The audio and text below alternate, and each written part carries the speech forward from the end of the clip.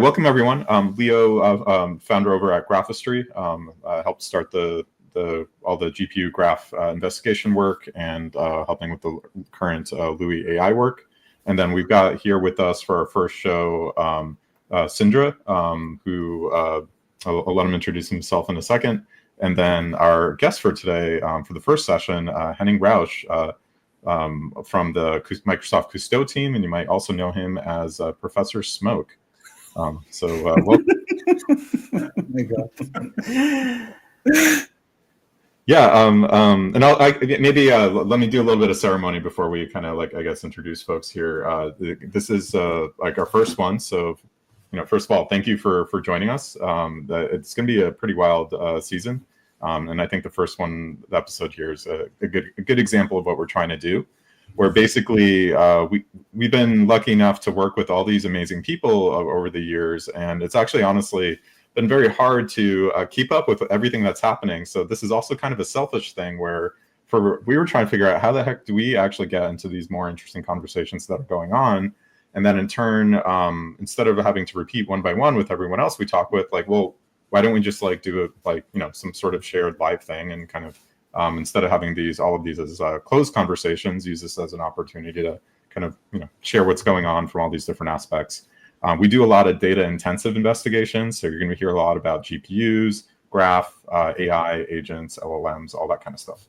We're going to be trying to do 1 or 2 of these a month. To get notified about these, go to louis.ai, sign up, and then there's a little marketing email that we'll be trying to do advanced notifications. Also, if you're a YouTube or LinkedIn user, there's some sort of subscribe system. So I think we have to hit that subscribe button? Is that what the people? Thumbs up and subscribe. Exactly. Yeah. Like and subscribe. Like and subscribe. Okay. I don't know if you do that on LinkedIn, but whatever the corporate version of that, do that one too. And then just some other things. We'll get into all the Kusto Microsoft Henning stuff in a second. We'll have we're lining up a bunch of fun folks for this season. One of the next folks, I don't know if it's the next one, but as an example is one of our friends, Roberto Rodriguez. He runs the AI agents, the AI SOC over at NVIDIA, and you might have known him from all sorts of, online things like the InfoSec JupyterThon and helping do Microsoft's AI Red Team efforts. And anything else here, I think, in our little list here for things to notify. A couple more. If you want to catch up with us in person, I think Sindre and I will be over at Black Hat EU at the Arsenal, sharing some open source work. And then at the end of the year, we'll actually both be at the Chaos Communication Congress. So if you're in Hamburg, come say hello. I don't know, Henning, are you gonna any big upcoming events? Actually, I'm going to be in Hamburg in the same period of time, but I'm going to go to Lions King, I believe. Maybe it'll be like a ECC or Lions King, let's see. Quite a spectrum. Awesome. Yeah, that's actually, maybe we should do that. We should have done it in person. Oh no. Okay. Yeah. And then I think we had one more, which was actually, so for our side, we're actually getting ready for a big Louis announcement. I can't say what it is just yet, but hopefully when the recording is out, we'll be able to, by then I'll be able to say. But meanwhile, I just highly encourage you to I like that. Yeah, we have shiny stickers now. Go to louis.ai, sign up for the EAP, and then what you'll actually also get is early notification of the thing we're about to announce, and then you can actually get early access that way.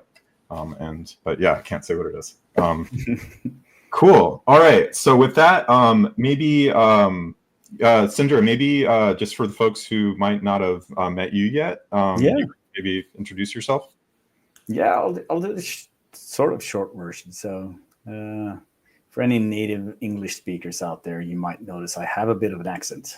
That's because I'm coming out of Norway. So I'm a former police officer and investigator in Norway. I worked at security analyst at an MSSP, and I've been working with Graphistry for a better part of a year now.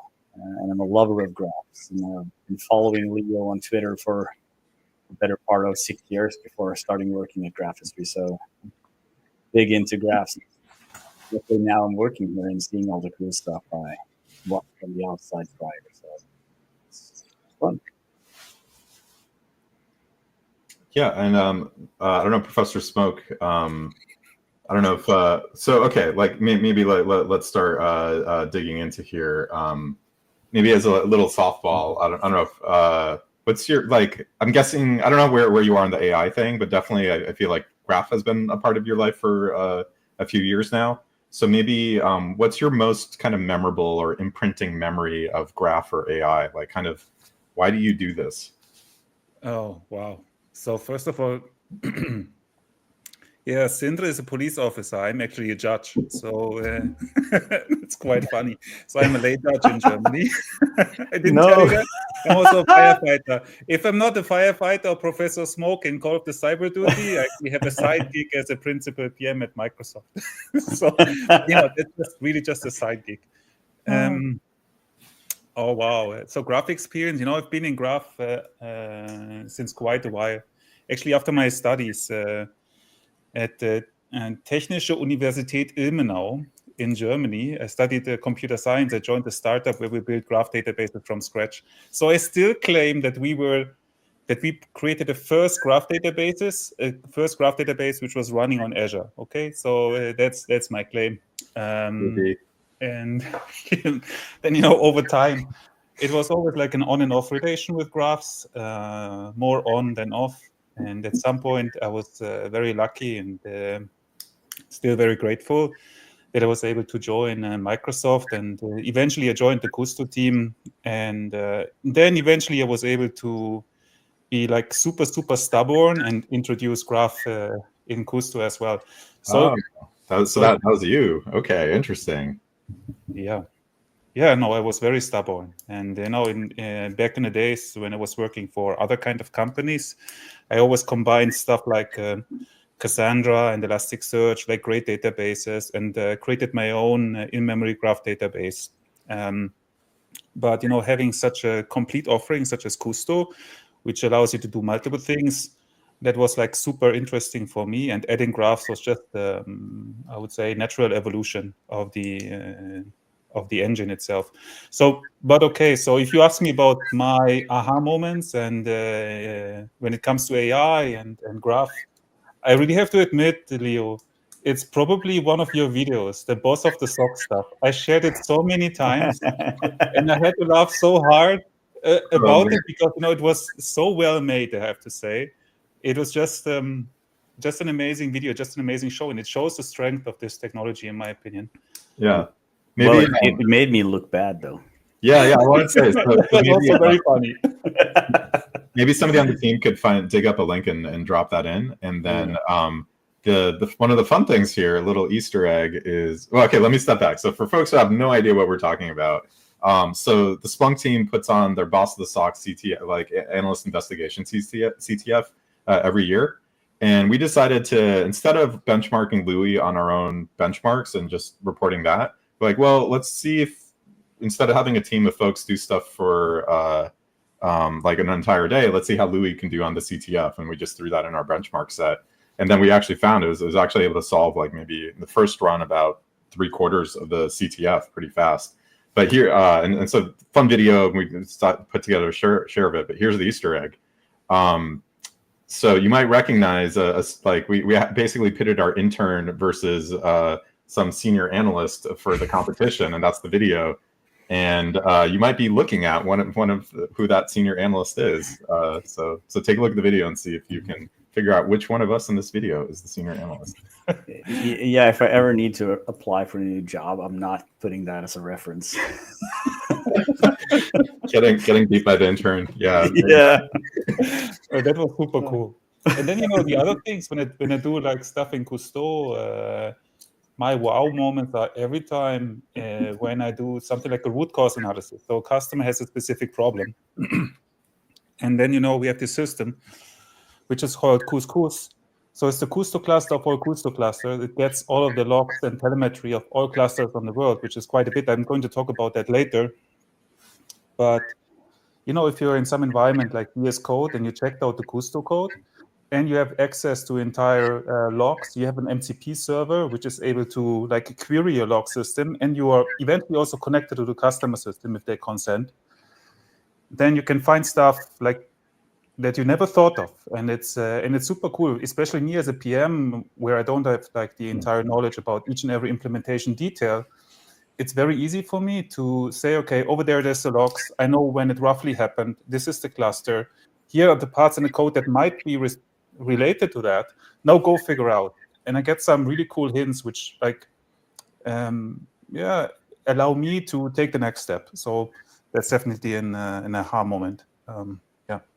Yeah, that I think so. Folks who don't know, I used to build programming languages, and it's like a tool builder. It's always that moment where you're building it for the community, but in a sense you're also building it to scratch an itch, right? And then that moment where you actually could use your own tool on your own job, like that's always just like one of those like bootstrapping, like, whoa, okay, this is it, that's awesome.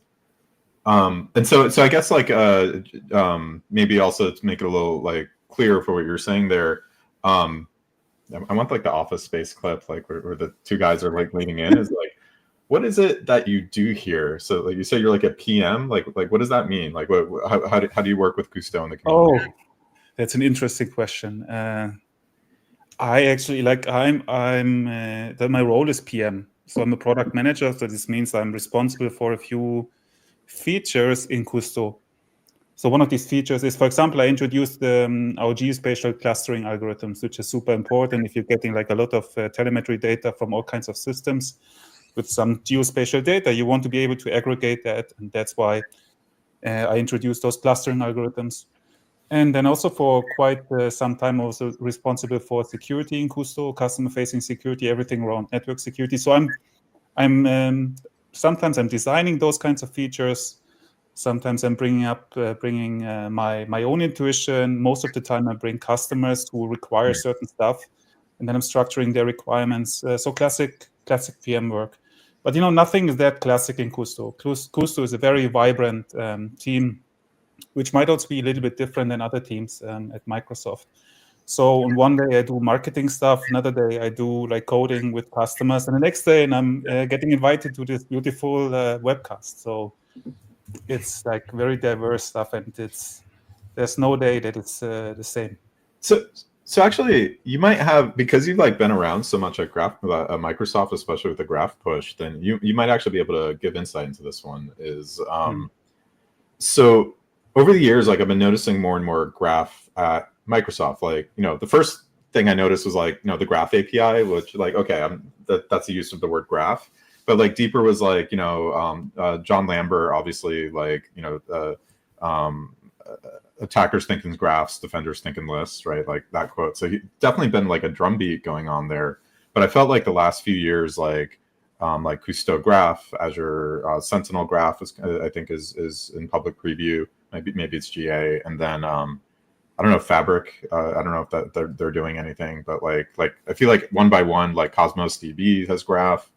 Like, yeah, like, is it the water? Like, is it like the new CISO, like Igor? Like, I know he does Graph stuff. Like, what's going on? What's going on? So that's a really good question. So first of all, when I joined Microsoft, I was in 2016. I was very much disappointed that there was no like really cool graph technology that we had. Like other hyperscalers, I think did a better job. I still remember though in 2010. When I was still working at this startup, there was an initiative or a product or research product at Microsoft called Trinity. So a distributed graph processing engine, which sounded like super impressive. And I thought, okay, we are done, guys. We can stop. We can stop doing whatever we do, and just go home and do something else. But eventually, what I learned is that all of these products that Microsoft built, the graph stuff, they never really reached customers. They never really reached end customers. And that's, I believe, what changed. And for us, what changed especially was around the time of 2020, 2021, where Microsoft, and still was under heavy attack of like nation-state threat actors. And we really had to help. and we really had to support. And as all of this data from security guys or from securities in Kusto, it was kind of like a natural evolution to bring some of the graph goodness to where the data is sitting. So that's why we decided, and actually also were funded, to build some graph capabilities directly in Kusto. So that's why, it advanced since then. Of course, like there are like a ton of other engines which also support graphs. You mentioned a few, Cosmos with Gremlin, SQL as well, and also Fabric Graph. And if I look at our announcements, for example, at Ignite is one of our largest conferences. It's definitely clear that graphs are centered to Microsoft. They're really strategic to Microsoft, not only for security, but also for the entire AI and agentic work that we're doing, because it's easier to use graphs in order to reason over distributed data, the data that sits in different kind of like platforms even, right?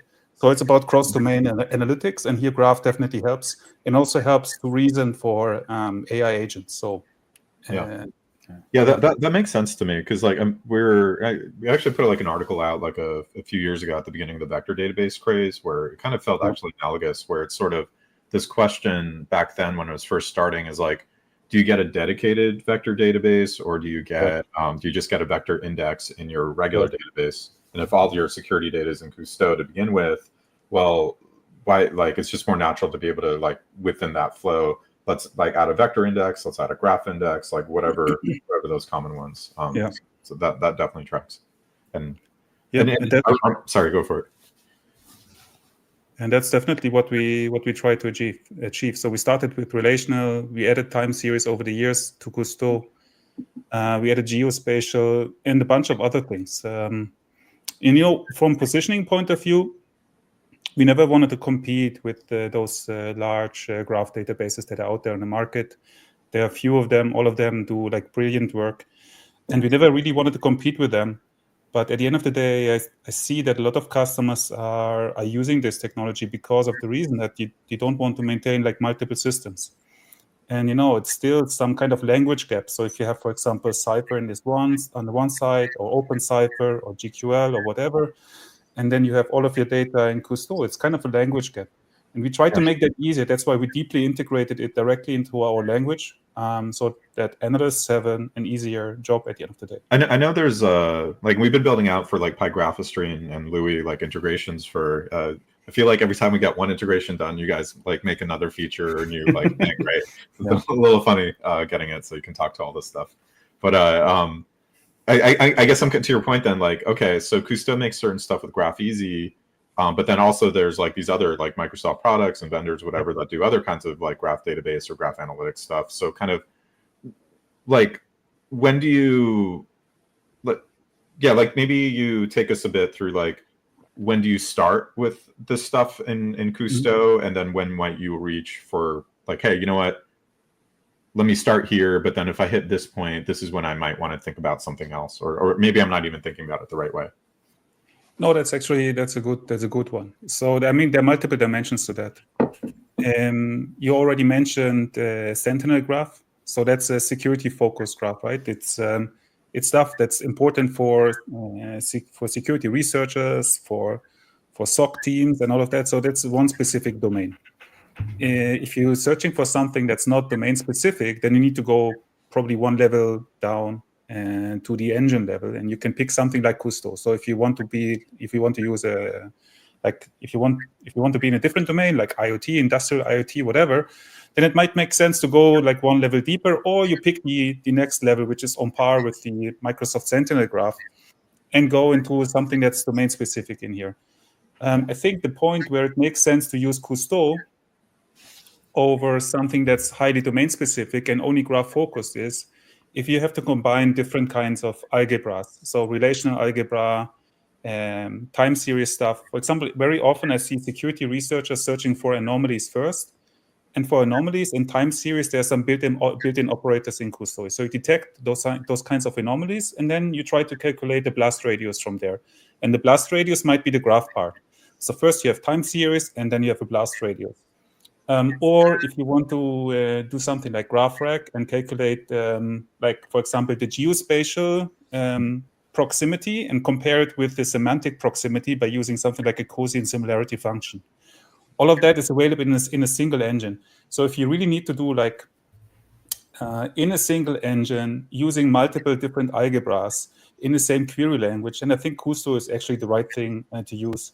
If you have something that's only graph specific, there might be other services like Fabric Graph, for example, who is dedicated on GQL, and they have a scale-out graph algorithm, which is based scale-out graph engine, which is based on technology from LinkedIn, which is also super cool. Then that might be the better option, right? But if you need to combine different things like time series, vector, geo, relation and stuff, then you're probably better off in Kusto. So you might like start in Kusto because your data is already there. Maybe you get used to the graph stuff. I'll do, visualize in Graphistry, talk with Louis, whatever. But in reality, it's just a few query, simple things in there. Maybe figure out your use case, and then you figure out, well, maybe my use case is multimodal. I need to stay in there. Or you know what, this is the small version, but to really scale up, I might need to move my data over. But now I have the business case because I actually showed the small version. And here's one thing that's very important to mention is here's Microsoft. I think we succeed when we make things simple. And one thing that you mentioned, like moving data over, that's something that's not really happening any longer because we have this concept called Fabric. And in Fabric, all of the data is supposed to live on one lake. So in an open format, and all of the engines which are on top of that, maybe Data Warehouse, Spark, KQL, all of them are working on data sitting in one lake. So the data. So what I really like about it, that customers don't have to choose which one to use in the first place, and then they're not forced to continue with this engine if it doesn't work out for them. So yeah, I gotta ask you a question, Henning. Like, how hard is it to start with this? Like think about it as like, small SOC. You might be Sentinel focused, and then you go like, we've never looked at graphs. Where would you start? Would you start with Sentinel Graph, or would you go to Kusto straight out of the box? Like, what's the learning curve? So again, this is a really good question. I always recommend people to start with the domain-specific stuff first, and if it works well for them, go for it. If the business model works well, go for it. Go for the domain-specific stuff because it's all about time to market, time to value. And if you're in something that's more domain-specific, then that should work better for you because it's like faster time to market. However, what I found out, like talking to a lot of customers, and I mean, no shit, Sherlock, it's very, very hard to get started with graphs. It's incredibly hard for some people who only know lists and operate in lists. They don't think in graphs. And I still remember that I did. I forgot the conference, but I created an MCP server just for making recommendations on what kind of graph data do I have. So it looked at different tables and said, okay, so this could be combined into a graph. This might make sense to put into some kind of a model.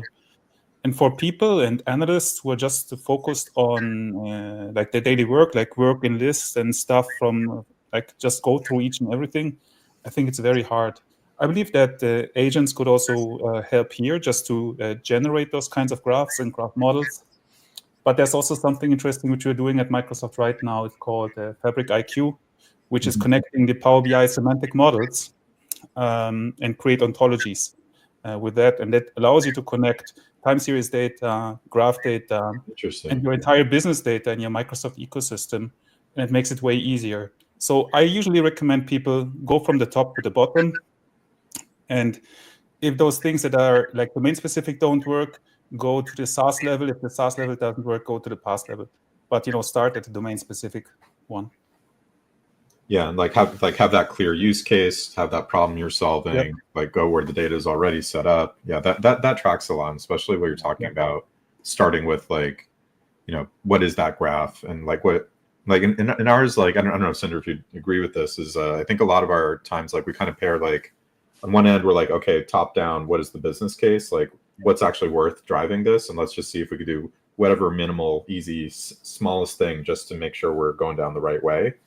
And then the next part is like, before we even go into AI or moving data or big, any of that stuff, it's just like, let's just do some easy queries. Let's do some basic shapings of that existing data into some simple graphs. Let's just see if there's actually a there. Let's just visualize it, look at it. Does this solve it's basically like the first wow effect, because we see that a lot, like doing that simple demo of just doing IP to IP and turning that into a graph, like here, this is how your network is talking to itself, like, and people are like, I've never seen it like this, wow, but what is happening over there, like like for me, and I think like for a bunch of people, we see that graphs are starting to turn into the shiny new toy, and we just and with Microsoft leaning into graphs as well, like I think it's going to stick. Yeah, I don't know. Maybe Henning, do you have a sense that when you go to a customer, like an account, trying to figure out how to onboard to graph, like what is that first graph? Like, what is there like a pattern in that? So in particular with Kusto, because this is a Kusto session, data naturally doesn't land as graphs, so as a list of edges in Kusto natively.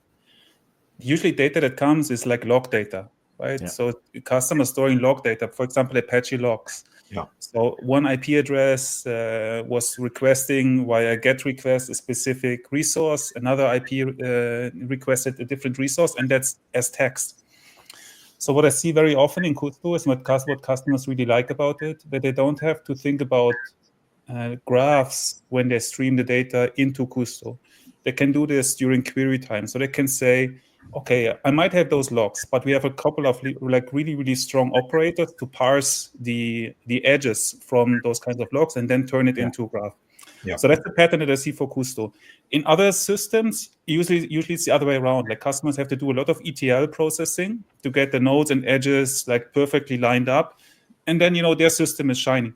I think Kusto is dealing with a lot more like really dirty data. Yeah. Sometimes just text or strings or some kind of dynamics. And then this is definitely a pattern that I'm seeing. Yeah. Maybe we want to dig more on that on the AI section, where like we're definitely seeing the same thing with Louis, where before in Graphistry we're like, oh, you're in your Jupyter notebook, you do your Databricks query, your Kusto, your Splunk query. Cool, I got my data frame. And we tried to do we make it so it's like a one-liner to make that into a graph and a visualization, whatever. But now with like the AI stuff, it's like it's even easier. Yeah. Like I think also what you're saying is tracks, where as soon as it's logs, you kind of know there's going to be a lot of like event and entity data. And so generally it's like what we see is like, it's either data source driven, where it's like, oh, it's this kind of log. And so this is kind of the natural entities for that log. And here's like maybe a static representation. And then there's also more of like a work oriented, where it's like, oh, I'm doing alerts or ticketing or whatever. And so there's events. And so here's the natural event graph, because I'm looking at scope progression. Like if I'm doing like an alerting scenario, I'm going to see the alerts and the entities, and I just want to see those linked together, and then making that easy and smooth. That tracks. I don't know if Sindre, I don't know if you have more questions on this section. No, but like we've been talking for like the better part of 6 months now, and I've been starting to love Kusto and Azure Data Explorer. Coming out of like a Sentinel shop prior, like it's addictive.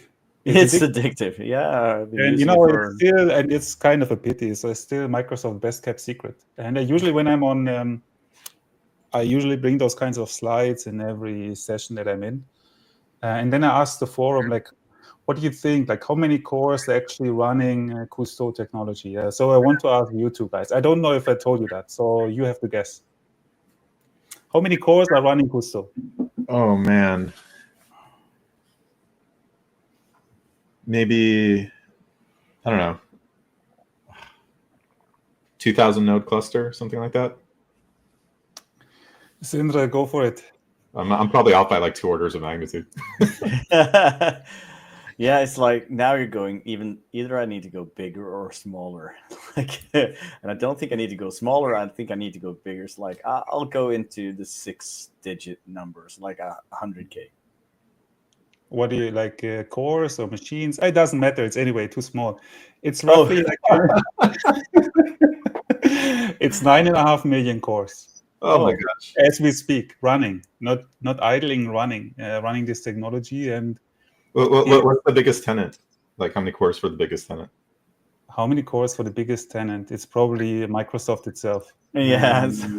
So if you take know. Microsoft out, is it like 500,000? You know, I don't know. It's I should do this that kind of math.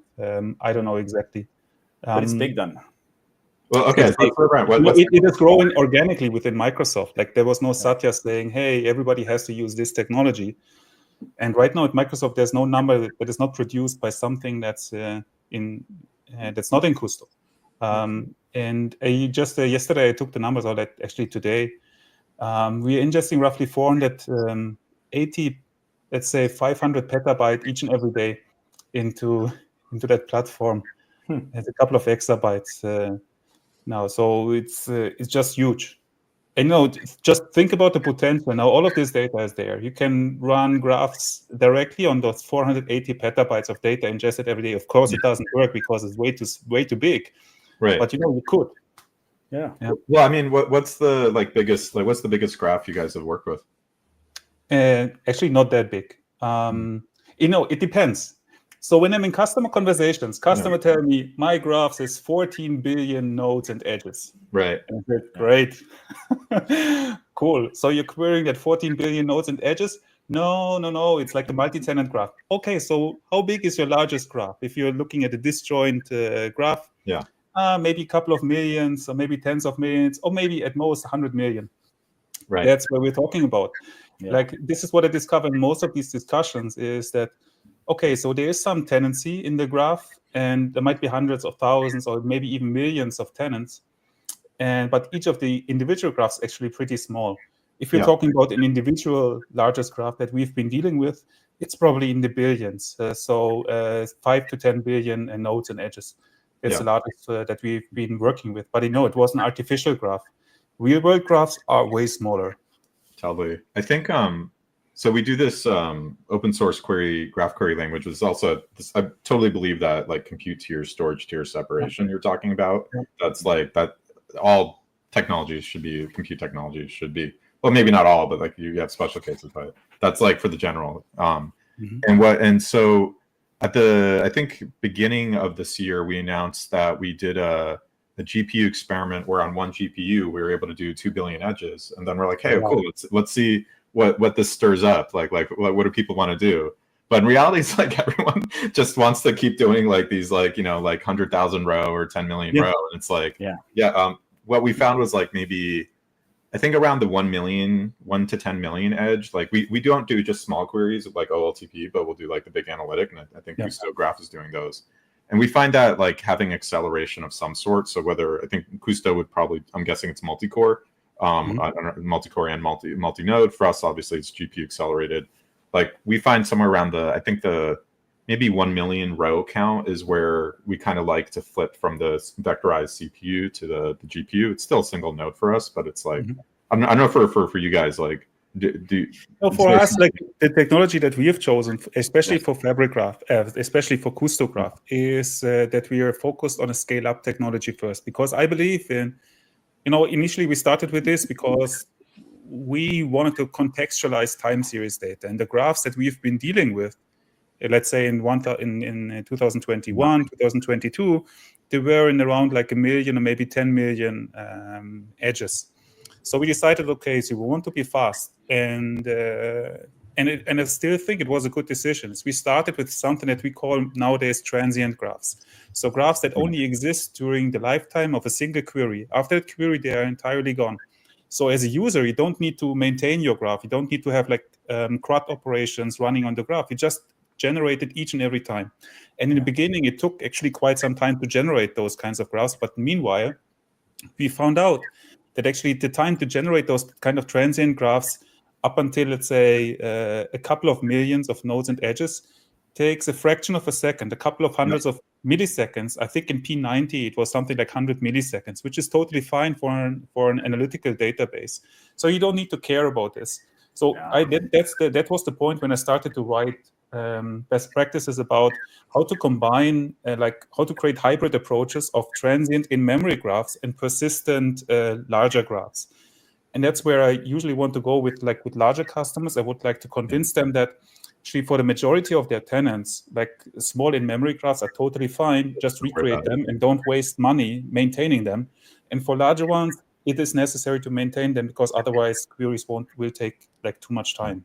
Yeah, we find it's not even like capital cost of having more storage or whatever for those. Like buckets are cheap, but it's just like people hours. Just don't have this extra persistent state and extra system of record you need to synchronize, and it's just just do it on the fly. Totally. Yeah, and given that, as you're saying, it doesn't take that long. We're past the point where you click enter and you go grab a coffee and wait for it to be finished when you get back. So who cares? Yeah, maybe on that note, I'm going to sneak this one in. How about an arrow connector? And speaking of getting data out really fast. Yeah. Apparently you're the one to speak to. So. I know. So we need to improve a couple of things, Leo. Also with our connector that we built, I mean, we might be able to talk in this round about it. I mean, who is listening? Yeah.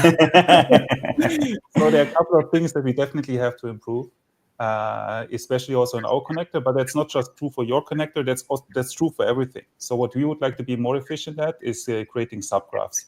Creating efficient subgraphs where actually the strength when I'm talking about time series with customers, there are some customers when they want to do some time series calculation, they go to the database, pull out 1 trillion rows. I'm exaggerating a little bit. And then they're calculating the time series in the client itself. Not a great idea if you're dealing with a time series database. You want the time series database to do some of those kinds of calculations so that you minimize the data that you have to transfer. Yeah. Same thing we want to do with graphs. So we want to get better here in creating efficient subgraphs so that you don't need to pull the entire thing. Only if you wanted to. If you have to do it, okay, that makes sense. But if you want to do efficient subgraphs and efficient queries, that's something that we definitely want to invest in more. And an arrow connector would be beautiful. I agree with you. Yeah, like all these property graphs. But yeah, I buy the indexing, and also I'm guessing having cross-graph queries. I'm just looking at time here. Maybe we should switch over to the AI side of things. Yeah. So I've heard AI is a thing now. Maybe I don't know. I don't know. Have you heard of this thing called an agent? Is that considered entirely? Never. I was living under the rock. Here in Germany on my farm, there's no agent. There's cows. Yeah. So I guess more seriously, I'm kind of sort of a moment in time thing. What's I guess maybe as a starting there, when you're looking at how people are using agents or LLMs with Kusto, you talked about a graph rag earlier. We used to see a lot of that. We see a lot of agents now. What's sort of, I guess, maybe two sides of it. What's sort of the normal today? As you see people starting to do agents with Kusto, AI SOC, that kind of stuff. And then what sort of you feel is more emerging, or maybe it's all the same. I don't know. Okay, so what kind of became the new normal, at least for me and a lot of other people that are dealing with Kusto, is, and I'm doing this in every demonstration with customers, and some are already getting used to it. It's just using an MCP server that is able to connect that is able to provide tools in order to connect to Kusto. And we invested in something that's called RTI, so real-time intelligence MCP. It can also connect to any Kusto. It doesn't matter if it's an ADX on Azure Data Explorer or an Event House. It's the same API at the end of the day. Mm-hmm.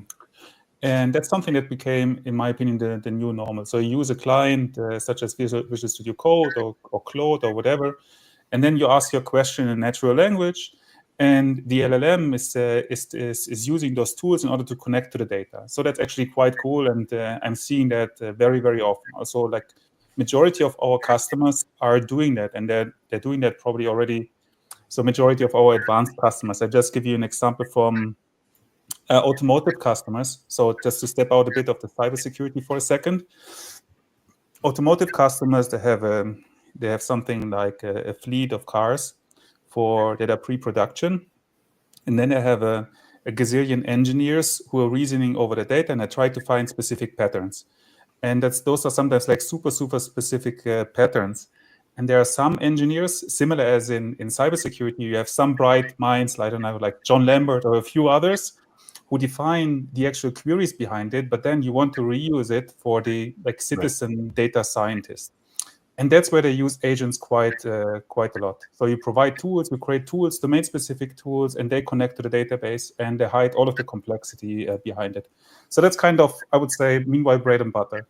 What I see emerging... but maybe before we move on, so what I heard was like, okay, we see a lot of like VS Code users. So I guess it's like a developer doing it because they're trying to write queries. Is that the main way that it gets used, or are there like other ways? Also dedicated applications. They build dedicated applications, so chat-like applications, which they interact with. Yes. Okay, so it's like you're seeing a lot of the copilot is how it gets used today. Correct. Yeah. Okay. So that was interrupting you. So like, okay, so it sounds like we've kind of now the copilot's connected to your data, or developers doing better queries. So that's sort of kind of like the ChatGPT for business. That's sort of exactly. Yeah, that's what I'm seeing, and we're building all kinds of, also as Microsoft, like in Fabric, we're building like dedicated environments where you can do those things. Yeah. What I see also more often is like creating multi-agentic systems based on data sitting in Kusto. And what I like in particular is, for example, I did an experiment recently with LangChain and LangGraph, which was very interesting because I found out that LangGraph has this concept of checkpoints, where in each and every super step they store the state of the graph, so of the graph, so that you can do some kind of human in the loop in the middle. And those checkpoints, they're again graphs. So I thought, okay, so there's time series, there's graphs, but there must be something in Kusto.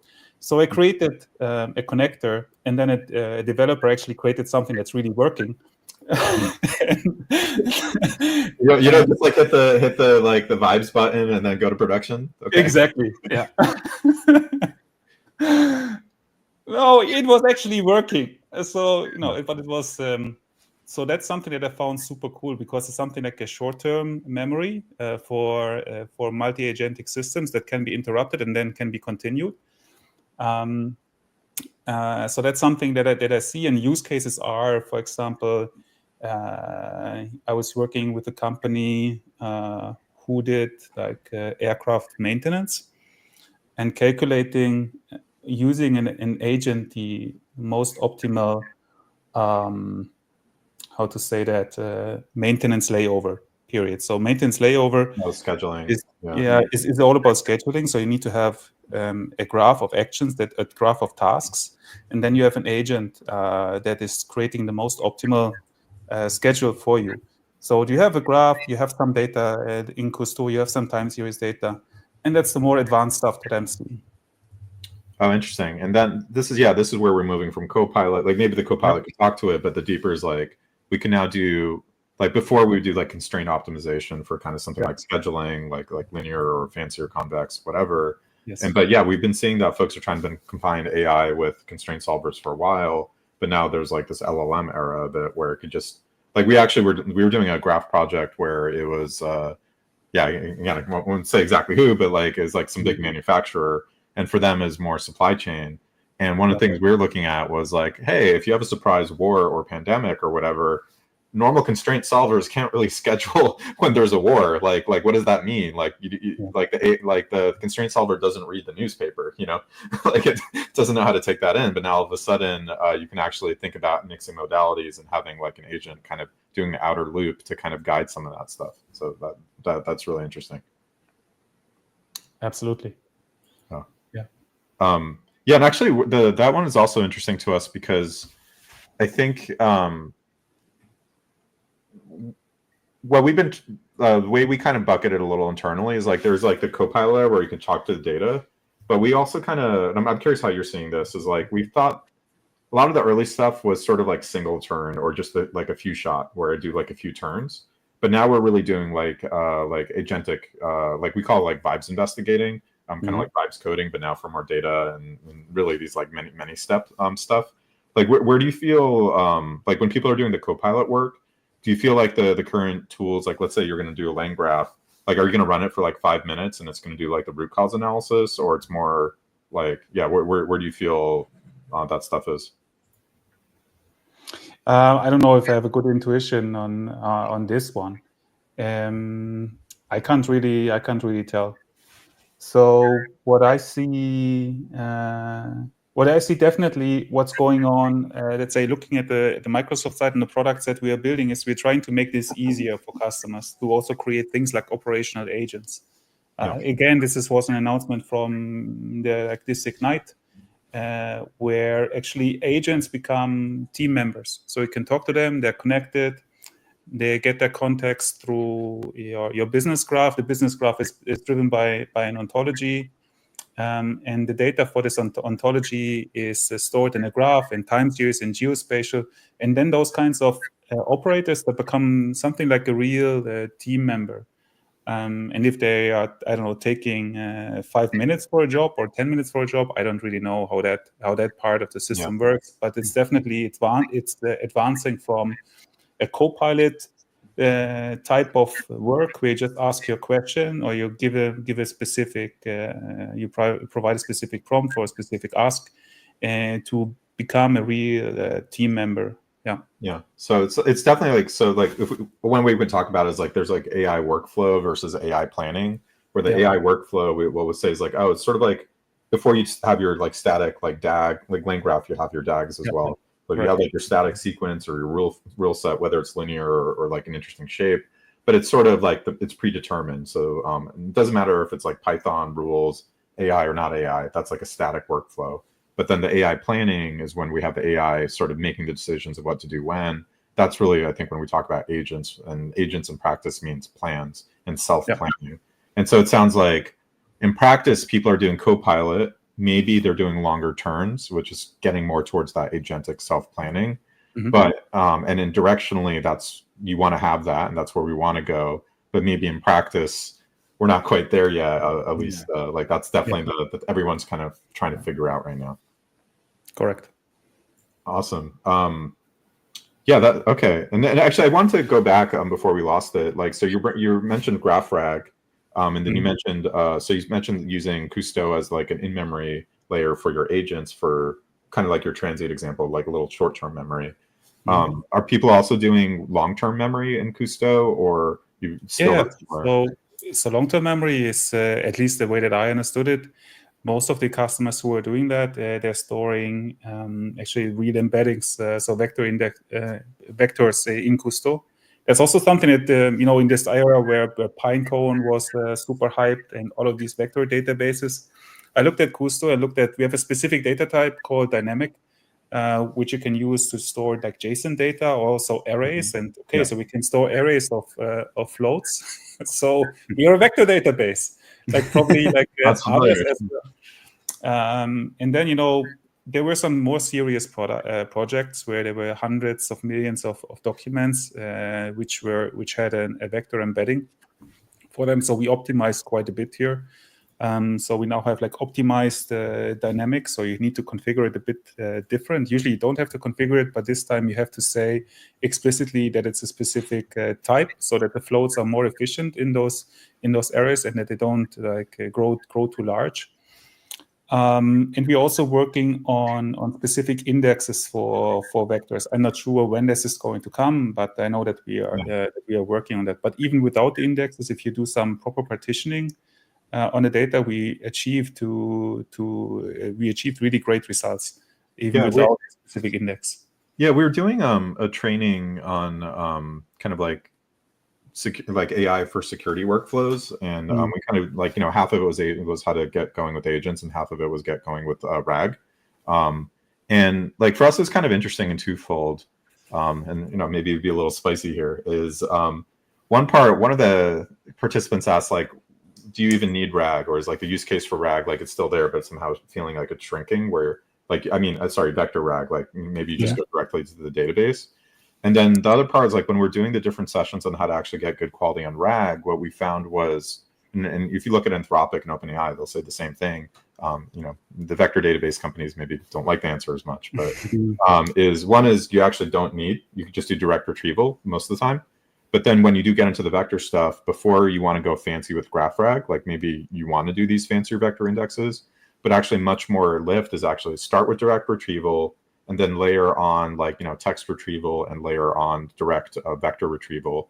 And only once you've done the multiple modalities and you've actually done re-ranking across those, and so that you kind of getting the different interesting bits, only then maybe about that point you understand your workload more, and maybe you go deeper into direct retrieval or you go deeper into vector. But start with just simple on each and just getting the multiple modality. I don't know if that's what you're seeing for your workloads, or GraphRag is the thing to do, or I don't know. No, I don't like GraphRag in terms of implementation. I haven't really seen a lot of implementations for that on Kusto. I bring it in my demos, and it's actually quite clear, and it resonates with people. But having seen it in real life, I'm not. I haven't seen that. I haven't seen that. There might be a couple of exotic ones who are actually doing that. I know that from there was a project, like a military project, which I wasn't involved in. It's a tented one, and they worked on it and were actually pretty successful with it. But in the wild, I haven't seen that actually. Yeah, that tracks. Maybe before we wrap up here, I don't know if there's any kind of thing you want to share with the community. You've got your moment, you've got your stage. Oh wow! Yeah, I'm putting you on the spot. You shouldn't do that. No, actually. So okay. So what is it? If someone wants to hear more from you or anything like that. No. So there's a couple of really interesting investments going on right now in Kusto. So as I said, initially we started when it came to graph with in-memory graphs, so transient graphs. Then we transitioned to persistent graphs and graph models. So now graphs are actually persistent first-party objects in Kusto, like the first ones after all of this tabular stuff. And now we take the next iteration. The next iteration in Kusto is going to be a dedicated persistent format for graphs. So far we were cheating a little bit, but we're also not yet GA with the persistent graphs. So it's in preview. What we created a dedicated format for it, which will eventually also is going to spread over all Kusto. So if you want to check it out, it's called Amudai. It's a new format for the Kusto extends, and the graphs are the first ones who are going to get it. So this is a major investment for us for entire Kusto. And then if you want to hear more about it, there are a couple of specific Kusto communities. You can check out, for example, KQL Cafe. Last 2 months ago or a month ago, there was a KustoCon. There are also a couple of videos where I'm presenting, and then let's say I would just like to say thank you for inviting me to this session. It's an honor actually to be the first one. Here I did the bar has been set. No, it's fine. So I want to say thank you, and the great collaboration that we are having, and I believe we can, with your product, being able to show and analyze those graphs visually using GPUs. I'm always raving about it, and it resonates really, really well with customers. I believe you're really contributing to a lot of cybersecurity teams, not only at Microsoft but also on the planet. So thank you for your work. I think you're going in the right direction, especially and also with Louis. I want to see more of that, more of those great videos. Also with you, Sindre. So thank you. Yeah, you need to find some CTF hosted by Microsoft that I can lose. Okay. Oh man, maybe another day we talk about the KDA. That was a twister. That was a. Yeah. Thank you, Henning, for taking the time for this. I know the hours are a little wild with the whole Europe US thing. So we'll at the I think we'll have someone wrap up the video and put in links to all the resources you're sharing here, just to make it easy for folks, and then hopefully we get that video of Sindre versus the intern. I guess a little reminder for folks to stay on. So we're basically, this is a chance. Honestly, I learned a bunch on this one. I hope you did too. We're going to be having Roberto Rodriguez from running NVIDIA's AI SOC and from the Microsoft's AI Red Team efforts.